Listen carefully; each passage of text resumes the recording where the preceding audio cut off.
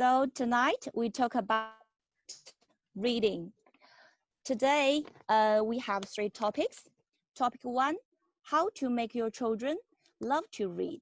Topic 2, how to develop your children reading habits. Topic 3, at home, how could parents guide your children to read? Okay, we start topic 1. How to make your children love to read. Who can answer this question? Well, thank you so much for having me. As we all know, getting children to love to read can be a very diverse and sometimes difficult, but I'm saying not impossible thing to get your children to love to read. First, I think it's important to understand exactly what is the issue behind the reading. Is it a difficulty in not having one of the skills that they need to actually be comfortable reading?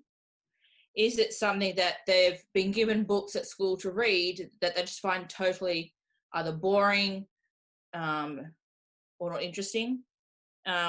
Is there gaps in their understanding? They might be able to read some of the words on the page, but not all the words on the page. So that tends to discourage them in wanting to be able to read because they find it difficult. So there are some strategies that I'd love to go through with you, and I do have sent to Jessica some website links and images to further explain some of the things that both myself, Lenore, and Samantha will be explaining tonight or going through. So I think there is quite a few strategies that you can try. Not all strategies may work, but I do recommend that you give each of them a go and sustain with them to see how you go. The first thing that I would say is to read with your child out loud from an early age. Even if they can't read yet, share the book.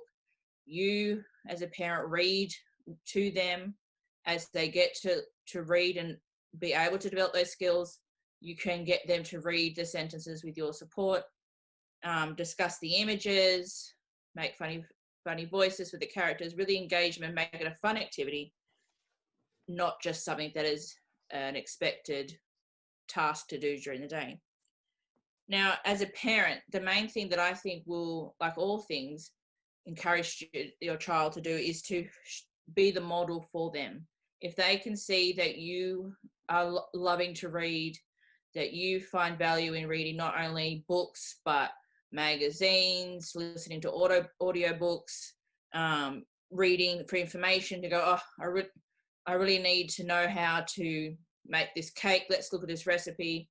Can you help me find the ingredients? Can you help me make sure that each step, so if there's something that you're making that requires, say, cutting up, your child can help you to read the steps while you're cutting up, or saying, okay, what does mum need? What do I need, or dad, do I need to get out of the fridge to be part of these ingredients, and take turns. So if they're stirring, you can then go, all right, you're stirring. The next thing we need to do is put in some more milk, and they can, like, you're showing them that it's an important part to read, not just because reading is fun or you have to do it because you're going to school. It's a fun thing that can not only help them to relax if they're feeling stressed, or relaxed if a new situation is happening. So as I said, my first thing would be read early with your child, and to make it exciting and a lovely warm time where either you can read with them in a special place in the house. Maybe you've made a cozy nook where there's cushions and stuff for you to sit down together and read, or in before they go to bed. My next thing would be to share reading experiences, that maybe you have read a good book as a child. You think, oh, I really loved Where the Wild Things Are. And as a kid, you remember all the classics, or Three Little Pigs. So, oh, I loved this book as a kid. I'd love to share it with you. So you're sharing experiences. It could be a traditional Chinese story that you know is from when you were a child. It doesn't have to be a modern story. It could just be one that you are sharing your love and passion for reading as well. The next thing I would suggest you to do that is to listen to audiobooks as part of their At school, sometimes their teachers will have learning stations where they can listen to a story being read. Yes, this isn't getting them to practice the sounding out of words or reading, but it's getting them to hear and experience a story that they can go and pick the hard copy up later and hear the story read to them, hear the different words, get engaged with the story and see how fun the story is and engaging the story is, to then be able to turn back and go, okay, I enjoy listening to this being read to me because it's a great story and I love it, that you could then join with having the hard copy book and read it together. If it's a book like the Treehouse books, or in Blighton, they've got a lot of words, where our books leveled at their actual ability. So here are some things you could do. You could to encourage them to do it is to read books and then have a fun family experience. It could be, say, reading Charlie and the Chocolate Factory together as a family, and then going and watching the movie together as a family. It could be reading lower level books that maybe there is, say, Peppa Pig books, and then you can watch Peppa Pig together, then go see real life pigs and sheeps and things that are in the story. So you're showing that real life is featured in stories. Another one, as I said, Charlie and the Chocolate Factory. We know there are movies of them, and this may be for older children to be able to read and then watch it. But there are many stories, like the Three Little Pigs, that have many adaptations or changes to the story that make seeing a story from different perspectives also fun and engaging, especially things like fractured fairy tales that change the story somewhat and give the children an idea of being able to imagine what it would be like for different characters within a story. Having books at your home, and I know we're in time of COVID where we can't easily, say, go to the library, but having lots of books home and having adventures going to the library and borrowing books and finding out what you can find there and discovering new authors and new stories that will pique your interest with your children. Going to libraries and sitting in on when they do have story times is a great way to encourage them to discover, not only when you discover books at the library for yourself, but also that they will discover new books. This is also a great way to show them that there are different types of stories and different text types. So you could have fiction and non-fiction books where they could be teaching you about something. They might love dinosaurs, and dinosaurs are their things. So you can show them stories with dinosaurs, factual books with dinosaurs, and really engage them that there are more than one way to read and more than one type of thing they could be reading. As I mentioned, there's the cooking together, and it is important that you share the experience and show that reading is important, that you follow the steps to make sure something works out the way that you want. An example for small children is, and also for children who have special needs, as I teach students who are non-verbal, is to have the same book have multiple opportunities. And this goes for all children. It doesn't matter whether they have special needs or don't. Repeated practice and repeated experience with the same book. Not, I'm saying, the only book that you would read to your child each day or that week. It's just repeated opportunities to have the same story read to them and read together with them. This shows that they can have good reading habits, that is it a valued thing to do where they get to spend time one-on-one with mum or dad, which maybe they're working, but they have a special time that no matter what, that's what you do together. It also creates great reading habits and a greater understanding of books and the stories they contain, like how to hold a book, which direction we read the story through. And it also shows that it can be fun and exciting to discover new parts of the book that they might have not understand initially, but through practice, they understand the story better. One particular book that I would recommend for small children would be Brown Bear, Brown Bear, What Do You See? It has a lot of repetition, a lot of practice, and the similar part is each animal discovers something that's looking at them. I'm doing that with some of my special needs kids this term, and I am looking forward to having them have the ability to create their own stories, adapt it from themselves. So you might have a pet, and you can say, like, I've got Nala, my dog. I say, Nala, what do you see? Include your family pets and teddy bears and other things. So you're extending the story to make it part of something that they can experience. Another great thing is that friends, you might, at school, teachers encourage students to be in mixed groups where one child might have a stronger passion for reading or stronger ability, that if you get your child to read with their friend, they might also find it interesting to discuss the book later. Another key step is when you're reading with your child is to encourage them to think and to question what they're reading. This allows them to check, like, you're not interrogating them about what's happening in the story or asking every single question possibly on a page. It's more to check in with your child's understanding. This is important if they are not able to read every single word or understand every single word.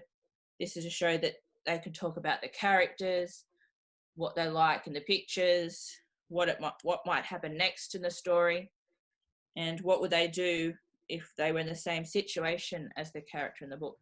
This helps them to begin to develop skills that they will learn at school, to be able to understand the text, especially when they go from picture books to chapter books, where there's fewer pictures but more words, that relies on their imagination and their ability to understand what they are reading.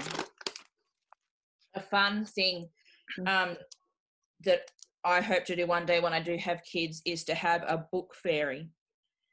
This is where a book will be wrapped up and with a little note, especially if the child is going to start school, might be like, oh, I heard you're starting big school soon. Here's a book that you might enjoy. And it can be good that there's many books that talk about how the children are feeling, what it might be like to have a new puppy, what it might be like to start a new school, and to encourage that even when they're feeling sad or happy or anything, that there is a book that they can turn to and read along with mum that might help them to understand what's happening. And it could also be a passion in a child's life where they love dinosaurs and a new dinosaur book comes out and you share giving them a book. I know my family gave me a book where my name, and I was involved in a story and engaged me with reading that. I thought it was amazing that somehow I was in a Barbie book, even though I didn't know Barbie, but at the time it was a great way to encourage me to read because I was part of the story. Another one for older children is as a treat for them is to get them like a book light or a headlamp so that they can have special staying up past bedtime privileges to read. So encouraging them that, this is a treat for you. You're older now, you can sit up and read, but knowing that it's, not everyone's going to be kept up because they've got their own secret light that they can turn on and read their book. Another great thing that I think we should encourage children is that if we love reading magazines, that, when they're at the shops, get them kids magazines like the National Geographic, particularly if they love animals and different things, that it's a treat that like mum gets her magazine or dad gets his and the kids get theirs. It gets them reading. It may not have a lot of words in it, but it's engaging them with something that they might find fun and their friends might do it as well. Another tip or advice I'd give you parents is that please don't stop reading with your child, as in reading out aloud and reading the stories to them, even if after they've learnt to read. The stories they read will get more engaging and more difficult, but also more fun and engaging. So please don't stop reading with them, because even though they're learning to read, they'll get to a point when there are extra words that they don't know and they'll need you to help explain and enjoy the book together. I also say to make the children love of reading, make it part of their daily routine. Start young when they're going to big school or even preschool, that part before you get to go to sleep, it's story time. You get to read, snuggle up, and before they go to sleep, they can have a fun story. There are many stories talking about going to sleep and getting, ready for bed. So there's plenty of stories for different parts in your child's life.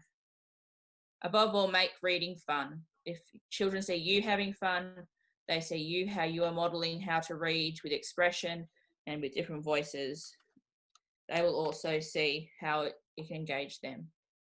If you do have any questions, I have found a list that tells you about from commonsensemedia.org, and we can share the link later. And it goes through 50 books that before your child is the age of 12 that they should read. These books have been recommended not only for their age group, but ones that are appropriate for them to read and understand.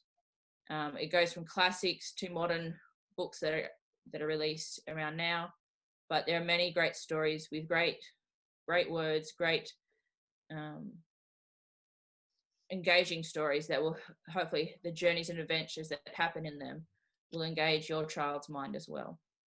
The final thing I'd like to say is that there's one other image that Miss Jessica might be able to share with you as well, is that there is a demonstration of a rope, and then in a rope there are many strands, and being able to understand where our child, if it's a difficulty with reading, which strand it is, to say, okay, maybe they have trouble with decoding the words, or maybe they have trouble with, they can read them but can't understand what they are, is also part of developing the rope that ties them to become great lovers of reading, because they aren't stumbling on the things and skills they don't have. So that's pretty much all I'd like to share with you all now.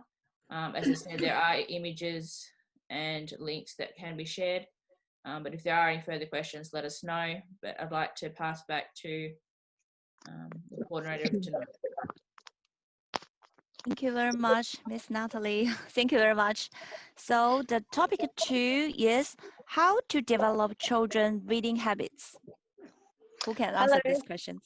Hello, Miss Hi. Samantha. How are you? Hi, thanks for having me. I'm excited to be here. That's So good. I just want to say Natalie did a very good job.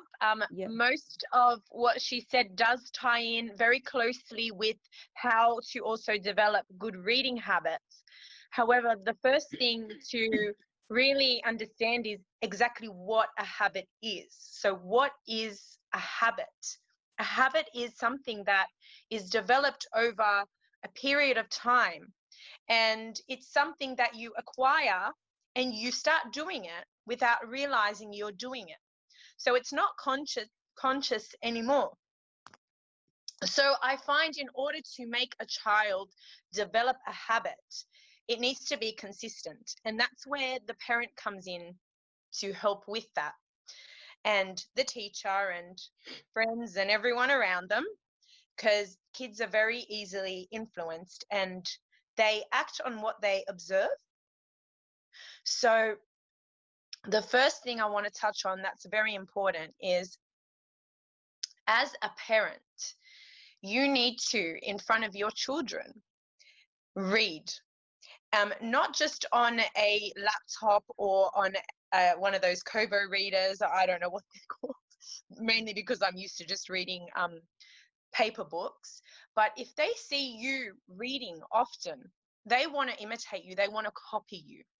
Even if it's a magazine or a newspaper, it doesn't have to be a book.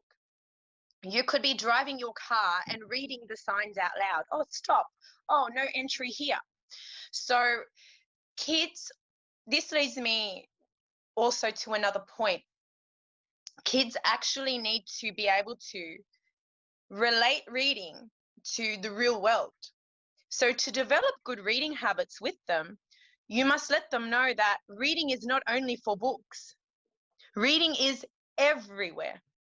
And when you go out in public, you can make it a fun thing where you read signs with them, you read menus with them, you read restaurant names with them. Even if they can't read it, you read it out loud for them, and they can see you reading. So reading becomes a part of everyday life. So that's what the first thing that will start to develop that habit. Another thing that is really important, and Natalie did touch on this a bit when she said that at nighttime, read a book. Now, if every night, the same way we brush our teeth, we read a book, we stop thinking about it, automatically we grab our book. It's the first thing we do. Us as humans are habitual creatures. We thrive on habit. So if you can sit with them every night and read them a book, they don't have to read it, even if they just hear you reading it, or have them read it to you. Depending on their reading level, it doesn't matter, as long as a book is there and they can associate a book with bedtime. Therefore, they associate a book with something that is relaxing rather than a chore or something they have to do, because they're lying in bed, they're snuggled up, they're happy, they're in their room. Mum or dad is there and they have a book. So another thing would be, in your house, make an amazing reading corner. So have cushions, have a little bookshelf, make it a place where they go to where they want to relax and wind down, and have books everywhere. Literally make sure that when they turn the corner, there's a book in the house. So if they see books everywhere and it becomes so much a part of their everyday life, that's where the habit develops over time. Do not expect it to happen. If your child has not got good reading habits, does not enjoy reading, or does not really read often, don't expect it to happen overnight. Be consistent. Read to them, read with them. Like I said, have books in the house, read at bedtime, read when you're outside in the streets, when you're in restaurants, in the supermarket. Let them know that reading is everyday life, and then they'll start catching on to it. Another thing which also develops their comprehension skills is that when you're reading with them, make connections to everyday life. We all have imagination. So when we're reading books as adults, we'll be reading and we'll be thinking, oh, that reminds me of a time I felt like that once, or that happened to me once, or oh, this reminds me of a holiday I went on once. I wish I could go on a holiday again. So we're always connecting books to our everyday life. Now make that a habit for your children. So when you're sitting and reading with them, say to them, as before you read, first off, predict, what do you think is going to happen in this book? Say to them, let's find out. After they predict, so they'll say, Mum or Dad, I think this is going to happen. Be like, you think so? Okay. All right. Let's find out. Open the book, read it, and they'll be so much more interested in reading it because they really want to know if what they guessed is going to happen. Kids love it, trust me. Their eyes are like this on the book once you've had them predict or guess from the beginning what they think is going to happen. So then you get to the end and they're like, oh, I thought that was going to happen. Oh, no, it didn't.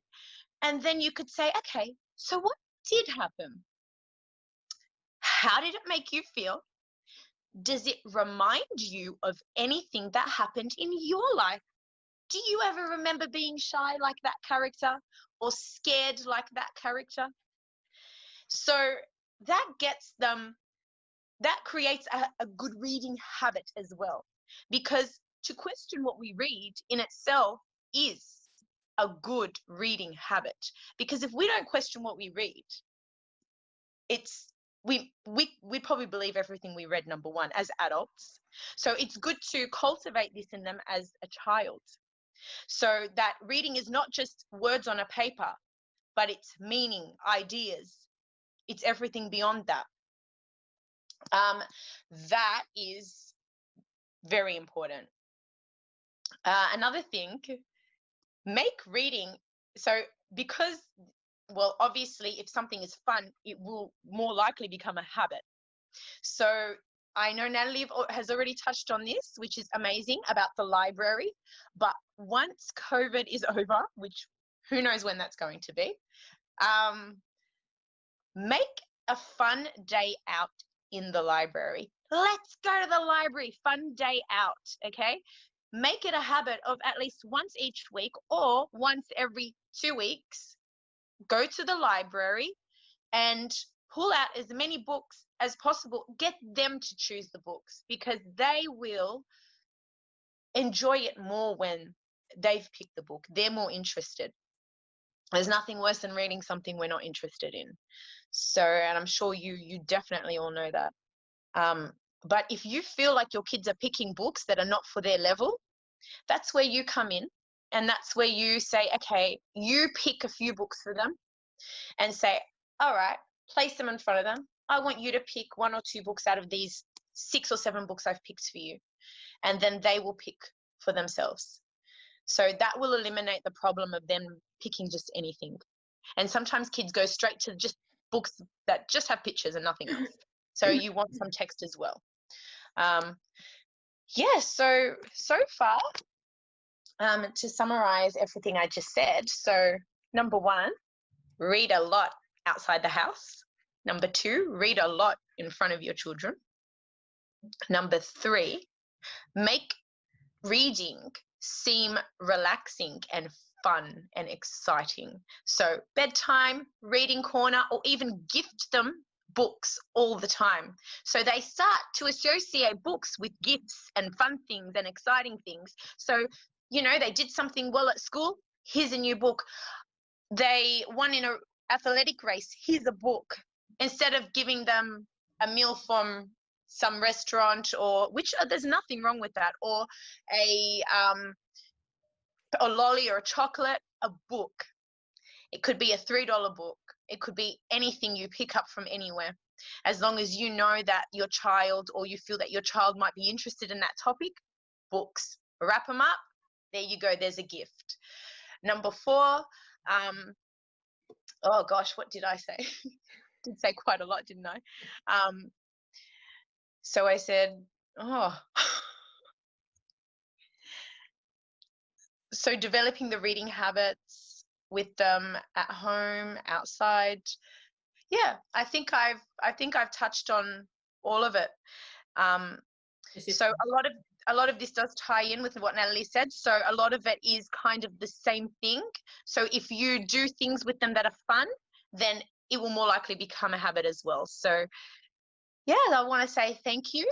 If you have any questions at all, also again, feel free to ask, and I'll head on back to the host.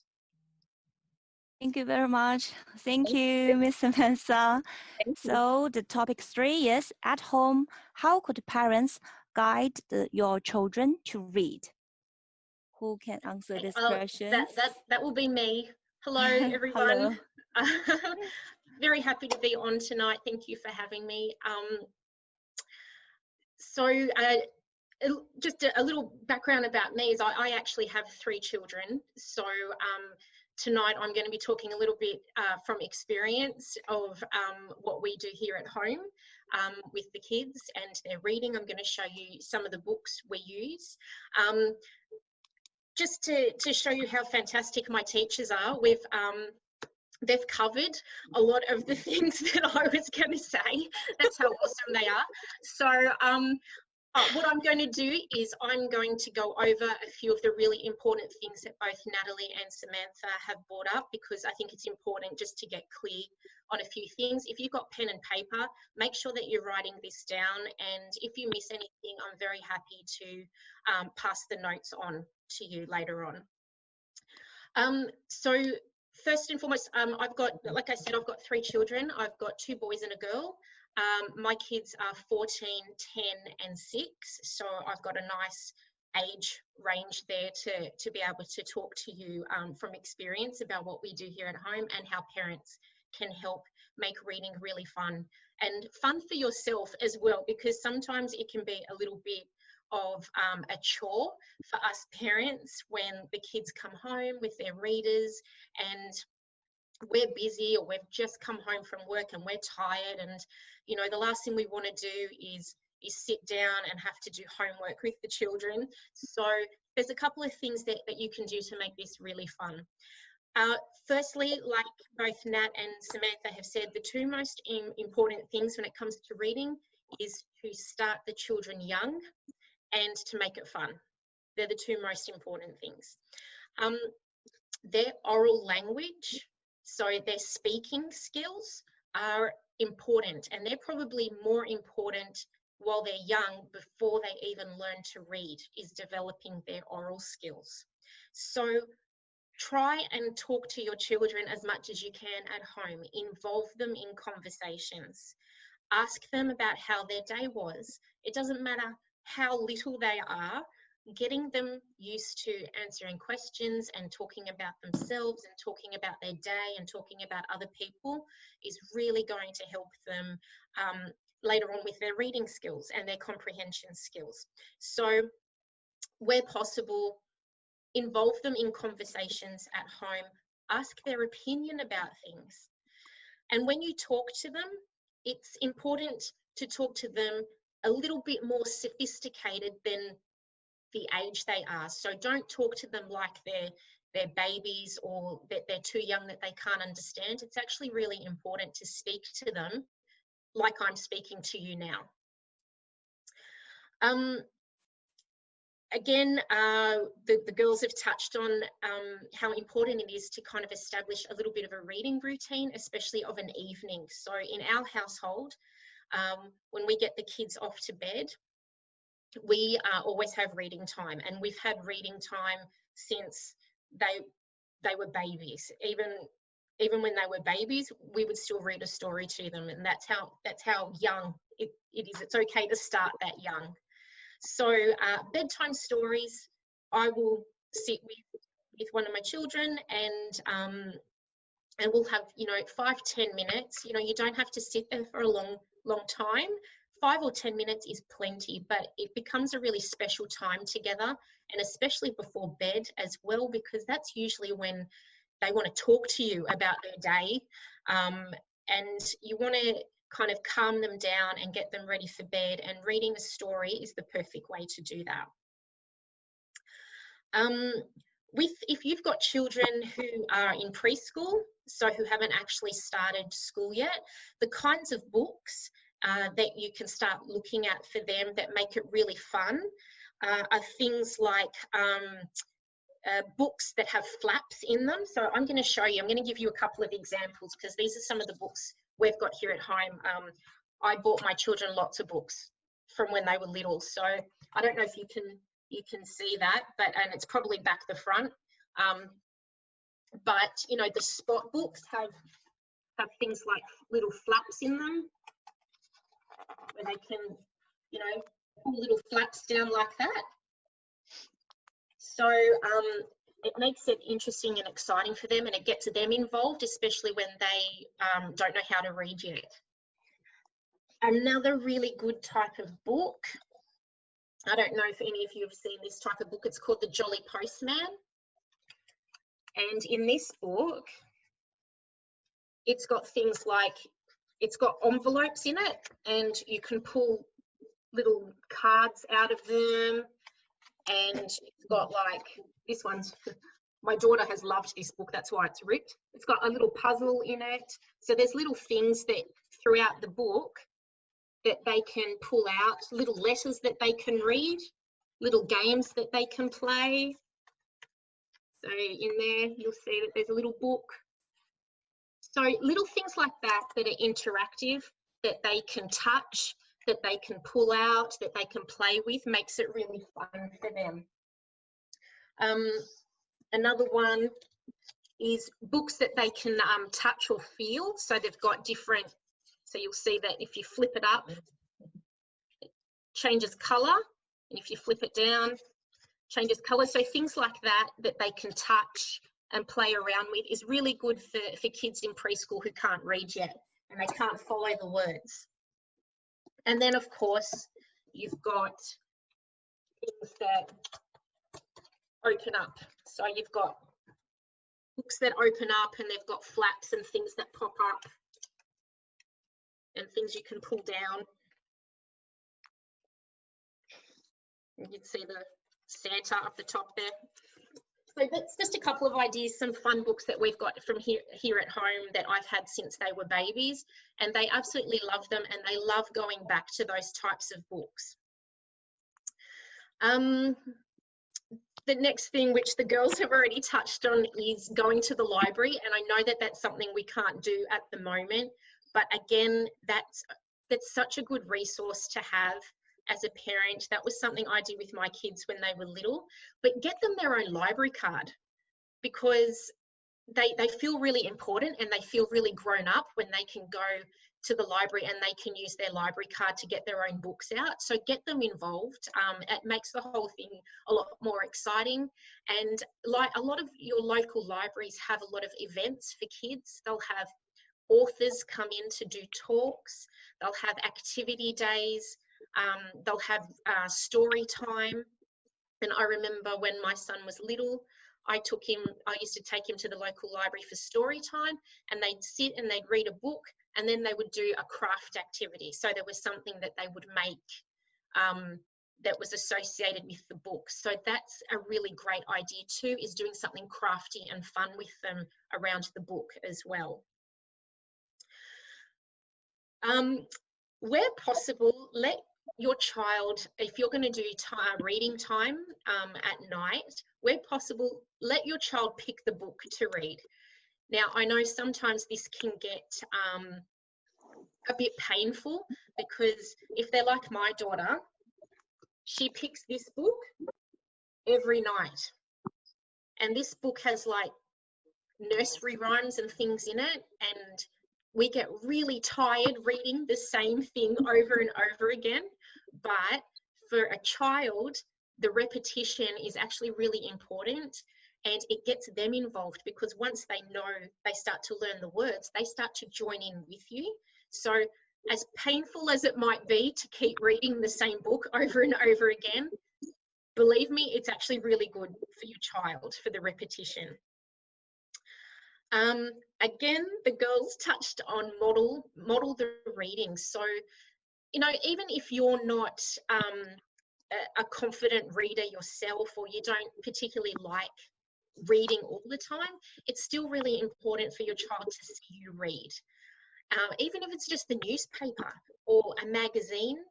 And I know here at home, I have a special ritual where on the weekends, when I get to sleep in, which isn't often, but when I do, in the morning, I sit up in bed and I read for a little while, and the kids know that that's my reading time. And what's really lovely now is that they come in and they join me, and they'll hop into bed with me, and we'll sit and we'll read for 10-15 minutes in the morning while I have my cup of tea. So that's a really a nice thing to share as well, and they see that reading is important for me, so it encourages them to do the same thing. Again, when you're out and about, so when you're going for a drive, when you're going out to a restaurant, when you're going on holidays, getting them used to reading signs. So, you know, the stop sign, the toilet sign, the exit sign is really important for them to start noticing those words as well.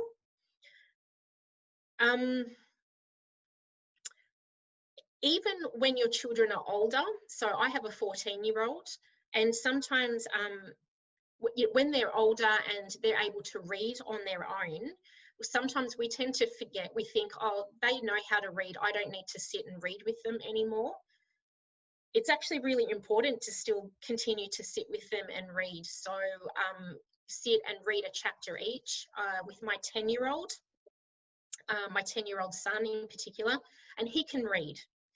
But with him, when he was little, when he was 4 years old, we found that he had hearing loss in one of his ears. And we found that that stopped him from his speech, wasn't developing properly, and it affected his comprehension skills and it affected his reading skills until we were able to do something about it. So reading to him and getting him to read to us, even though he's 10 and he can do it now, is still really important because it helps with their fluency, it helps with their vocabulary, and it helps with their comprehension. So even though if you've got older children and they can read, still show them that it's important that you're interested in hearing them read. And it's also important for them to hear you read as well, because that's where they get their vocabulary from and how to pronounce words properly. Okay, read all different kinds of books. So I think sometimes we think that the kids should be reading novels or, you know, picture books. Get them to look at non-fiction books as well. Non-fiction books are just as important. This book here, all about dinosaurs. Now my sons, both of them, I think we own, between the two of them, I think we own every dinosaur book that exists. So our houses are full of dinosaurs. So it's important to actually get them books on topics that they're interested in as well. So not just the picture books, not just novels, get them to read non-fiction books on topics that they're really interested in. Oh, sorry, I'm just going to take a sip of water because I'm losing my voice. Lots of talking. Okay, so when your children bring home their readers from school, so if they're in, I think it's Kindy 1 and Year 2, I don't think they bring them home in Year 3. Is that right, Nat? Is it Kindy 1 and 2? Mainly K to 2, yeah. K to 2, yeah. So when they bring their readers home, and this is when we tend to get really tired, and you know, or we've just come home from work, or you know, and we don't really want to sit and go through books with them. It's really important when they bring their readers home from school that you don't rush the process with them, because sometimes we want to just hurry up and get through the book, and so we're telling them the words or we read it for them. Give them a chance to read those books carefully and to try and decode the words themselves, even the tricky words. Help them sound the words out without telling them what the word is straight away. Give them an opportunity to do it on their own, and if they struggle, then help them with it. Even if your child is bringing a reader home that they can read very easily, get them to keep reading it, because sometimes the children memorize the words to those books because they've read them over and over again, and it doesn't actually mean that they're reading the words properly or that they're understanding. Okay, so it is when those books come home from school, it's really important to be able to sit with them and go slow with them and allow them to go through it properly and understand what they're reading. Take turns at reading every night. So one night, what my husband does with one of my sons is one night my husband will read a chapter, and then the following night my son will read a chapter. So change it up, and that way you're hearing them read and see where they're at with their fluency and their pronunciation, but then it's also important that you're modelling that reading for them as well. Read with funny voices. Make it fun. This helps them read with expression as well. So when it comes time, as they get into the older years at school, they're going to have to stand up and do speeches in front of class, or they're going to have to get up and read something at assembly. And you want them to be able to read with expression when they get up and do this. And the way they learn that is from you. So when you read, make sure that, you know, if there's different characters in the story, that you're doing different voices for the different characters and making it fun. Okay, so the girls touched in a little bit on comprehension. So comprehension is their understanding of what they're reading. And this is really, really important, because I think what a lot of parents forget is they get caught up in, I want my child to read, okay, and it's really important that they learn to read, but what we forget is that it's just as important for them to understand what they're reading. There's no point in getting them to read and read and read if they don't understand what they're reading. So it's important to ask them questions when you're reading. You know, ask them predicting questions, like Sam said. Ask them, what do you think is going to happen? Or throughout the story, why do you think the boy said what he did? Why do you think the dog ran away? What do you think is going to happen at the end of the story? These are all questions that get them thinking, and it also lets you know if they understand what they're reading. Okay. Also, when it comes to their comprehension, getting them to speak it out loud is good, and also getting them to write it down as well, because in school, they get them to do a lot of comprehension questions at school where they have to write the answers down. So getting them to practice that at home too when you're reading. If they are too young, so if you have a preschool age child who can't write yet, they can't write sentences, get them to draw a picture. Drawing pictures is absolutely fine. It also shows you that they understand the story.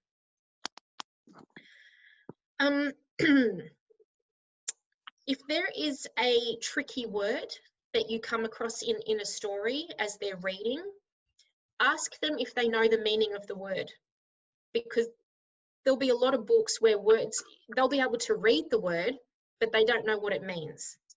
So in that case, if they don't know what the word means, and if you don't even know what the word means, have a dictionary and a thesaurus nearby. So make sure every child has a dictionary and thesaurus at home. You obviously all know what a dictionary is. A thesaurus helps with coming up with other words to say the same thing.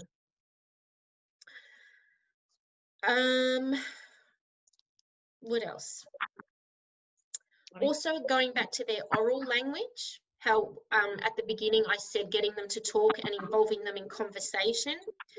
Another great way to get them to do that is if you're watching a movie together. So I think it was Sam who said to watch a movie. But there was Nat. Oh, was it Nat? Yeah. Who said if you're reading a book and the book has a movie that goes with it, it's great. But also while you're doing that is asking them questions about the movie and getting them to explain what's going to happen in the movie, and getting them to ask questions, to answer questions about, you know, what they think is going to happen at the end, any of the, you know, what's happening with the characters in the story or in the movie. That's another fun way as well, is if there is a particular book that you've read together and there's a movie that goes with it, that's actually a really fun thing to do together as well. Again, the girls have touched in on creating a special space. Now, if you have room in your house where you can have a really special little corner just for your child to read, then I highly encourage you to create a special little space. We've done it here at home, in the kids' bedrooms even. You can get little tents that you can put up in the corner of their room and have some pillows and a special place where they just go and sit and read. And that really helps to encourage them in their reading and makes it fun for them as well. And it also is a great little project for both of you to do together. Have a word of the week is another fun way to encourage reading and their vocabulary. So pick a really unusual word. It can be any word, but have a word of the week. You know, talk about what the word means and then get them to use it in a sentence. Another great thing that we've done here at home, and especially during lockdown when the kids couldn't go and see grandparents or catch up with their friends, is to get them to write letters to people. So not only will this strengthen their writing skills, but when they get the letter back, it actually helps with their reading skills as well. So that's a great little thing. Have a pen friend, someone they can write to, or a grandparent if you've got parents or family overseas who you can't see at the moment. This is a great way to get them writing and reading as well, to develop both those skills. Lenore, sorry. Yes, Danny. That's got a lot to do with phonics. So so that, for everybody who's listening, is a great way of teaching them phonics, which are the speech sounds of a language. So I'm sure Lenore will touch more on that. Yeah, so that's just leading, that's actually great, because that just leads into knowing the sounds yourself. So when you're helping your child with their reading, it's really important that not telling them, is telling them the sounds of the words. So a great game, I'm going to show you a game that we've got here at home. It's called Fun with Words, but you can get these games anywhere, in any game shops or children's toy shops. And what it does is, you've got cards that make a word, and of course this is going to come out backwards, so I'm sorry, but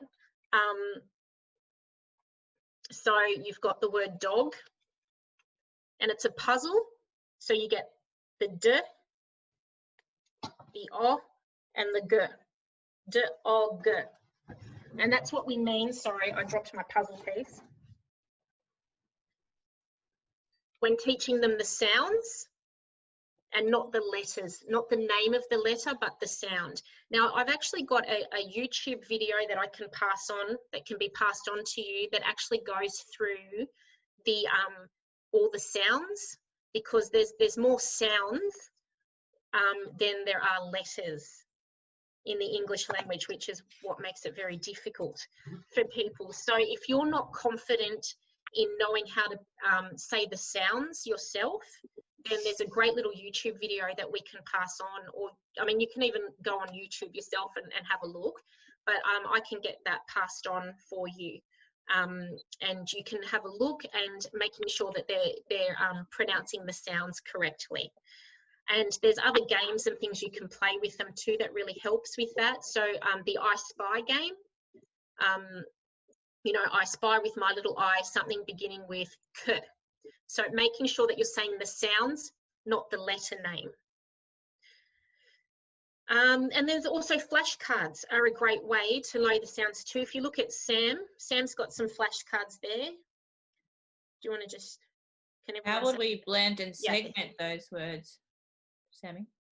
Oh, okay. So, for example, this is a consonant vowel consonant word, which is much easier for especially the younger readers. So you'd say a, sa, sun. So you don't say a, because that takes a bit more memory for them, takes more mind space. So if you say a and put a together first, and then you come up with sa, and then you add the at the end, so you're just adding sa and sun.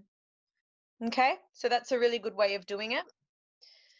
And this one here has a diagraph in it, so it's very important, which we teach a lot at I Can Read, but it's very important to have them understand the diagraph. So this one is sh. So a diagraph is when we have two letters that make one sound. So sh, which is one sound, I, shi, p, ship. So that's blending. So you can teach a lot of blending using the flashcards also, which is really good. And these are also what Lenore touched on before, are sight words. So you can do quite a lot with that. There's a lot online, or you can write them. You can find them online, print them, cut them out, write them. They're quite easy to come by. Thank you. Thanks, Sam. Okay, I think I'm going to stop with what I'm doing there, and we might have some questions, I think. Is that right? Yes, thank you very much for sharing. So we also have a lot of questions from our parents group. So Mhm. we collect some questions about reading. Questions one is parents ask, I have two kids. So one is in preschool, one is in kindy. How can I know my kids' reading level?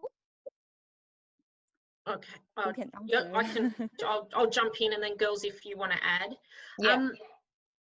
With their reading level, the best thing to do is it'll be indicated by the school. So, sorry, how old were the children? One is in preschool, one is in kindy. Okay, so in the kindergarten child at school, they'll be assessed. They'll do some reading tests with them that will kind of determine what level they are, and then that will be determined by the leveled readers that they bring home. Yeah. So that'll give you an indication. However, every school is different, so the leveled readers are all going to be different. So it's quite hard to know exactly what level they are. Because every school has a different way of determining what level they are.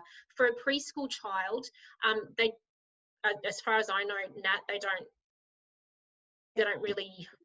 Are there any More of a tests? verbal and oral Yeah, it's sharing getting. of Yeah, it's stories rather than let's pick up a book and sound it out and blend it and segment it and do all those sort of things. that's it. So a lot of what we've covered tonight is, with the books for young kids. They're the kinds of things, the ones that I showed you that have like repetition in them, rhyming words, things they can touch, things they can pull out.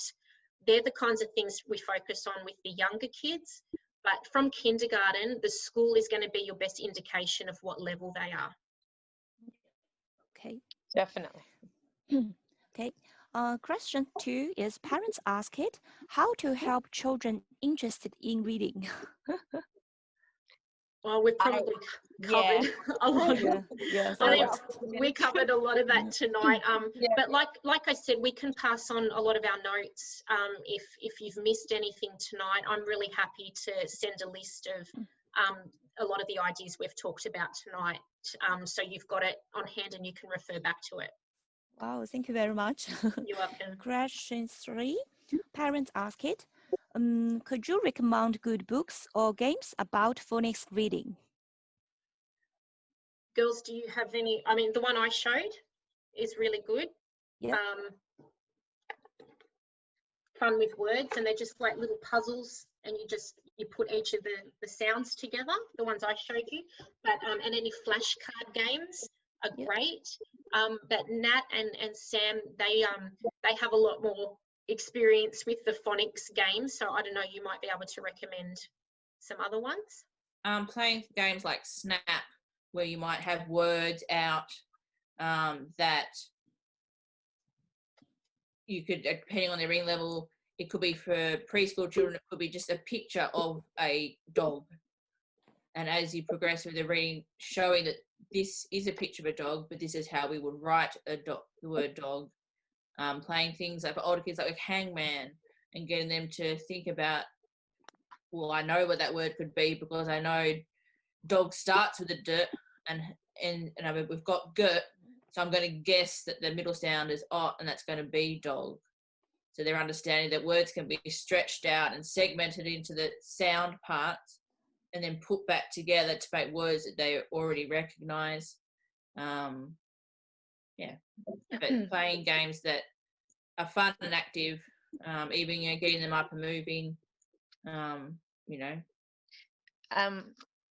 go Sam. Sorry.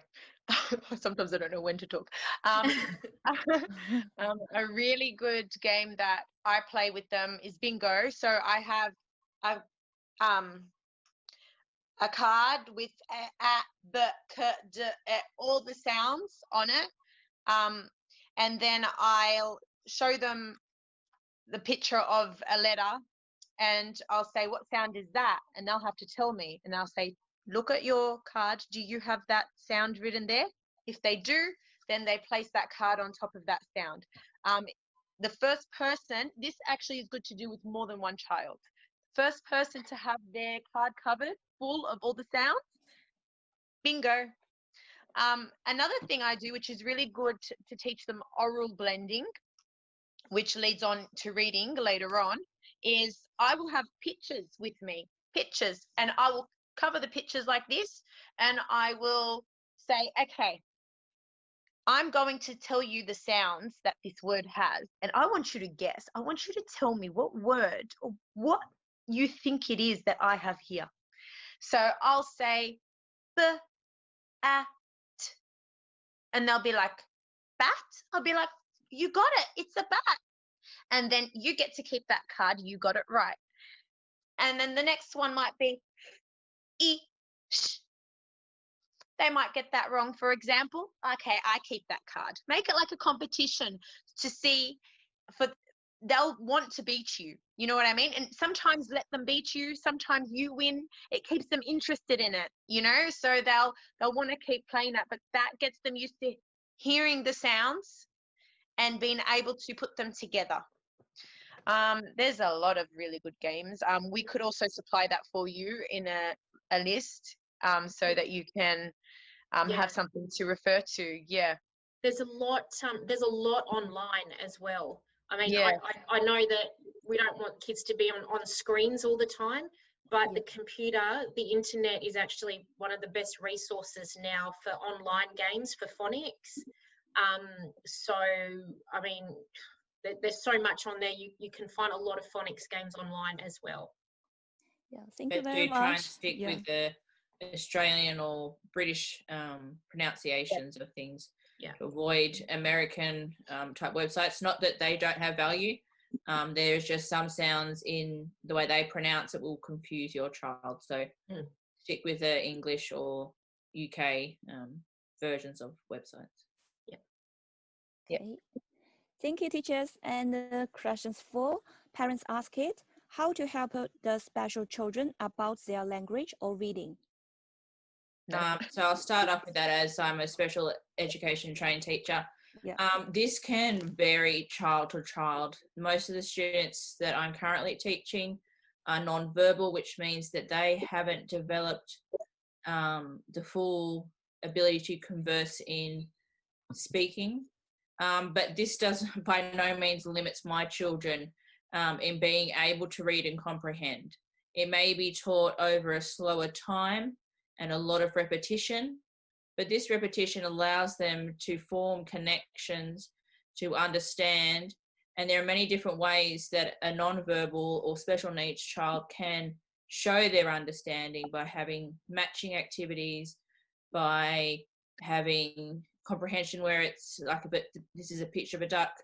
They can say, what color is the duck? And there'll be a matching card that they can pick up, the one that says yellow, or it's the color yellow, and match it on. They may not be able to verbalize what their answer is for comprehension or reading, but reading with them and still doing all the things you would do with a verbal child, no matter their ability or understanding, they can still comprehend and enjoy reading. So still do reading with them, even if they can't respond verbally. You can use any other activities and cards that are good for matching, good for repeated practice. My children at school can sort and sequence stories, so their abilities to read and understand can happen and does happen. It just may appear, or their responses are given in a different form, but that by no means you stop reading. If the child is verbal, as in they can attempt to say words, having both reading being taught, reading done at home, and having speech therapy can build their confidence and bring them a long way to not only be able to communicate and tell what their needs are, but to also enjoy stories in the fashion that they can. Even if the special needs child is blind, there are many braille and other ways with sensory things to be able to communicate the message of a story. I hope that answers the question. Thank you very much.